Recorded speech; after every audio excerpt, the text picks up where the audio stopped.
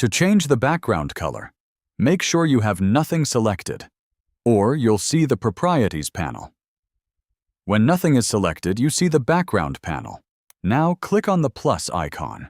The background works in layers. The top layer is what is shown first. Now the background is linear, and with this plus icon, you can add a new color, creating a gradient. In this example, I'll use 3 colors. Now you have 2 sliders, the position slider that controls where the color line starts, and the opacity slider that controls the alpha of a color. For example here, I can slide this down to have a beautiful effect. The background works in layers, so you can stack different colors.